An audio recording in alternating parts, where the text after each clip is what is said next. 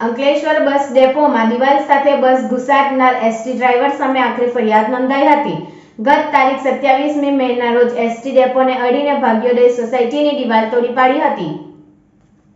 બનાવની વિગતો અનુસાર ગત 27મી મેના રોજ અંકલેશ્વર શહેર એસટી ડેપો ખાતે આવેલ પેટ્રોલ પંપ બાજુમાં એક બસ આવી ઊભી રહ્યા બાદ થોડી વારમાં અન્ય એક બસ આવી હતી.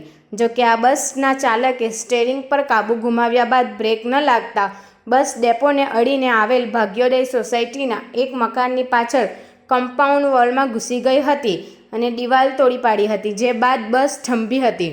ગણતરીની 3 સેકન્ડમાં સર્જાયેલ અકસ્માતમાં મકાન અડધી ઉપરની દિવાલ જમીનદોસ્ત કરી નાખી હતી. મકાન માલિક જાકીરભાઈ કુરેશીને જાણ થતાં તેઓ દોડી આવ્યા હતા અને આ અંગે ડેપો સંચાલકને રજૂઆત કરી હતી. દિવાલ બનાવી આપવાનું જણાવ્યા બાદ પણ દિવાલ ના બનાવતા અંતે જાકીરભાઈ કુરેશી દ્વારા આ મુદ્દે 9 જૂનના રોજ સાંજે 5 કલાકે અંકલેશ્વર શહેર પોલીસ મથકે ફરિયાદ નોંધાવતા પોલીસે બસ ચાલક વિરુદ્ધ ગુનો નોંધી વધુ તપાસ આરંભી હતી.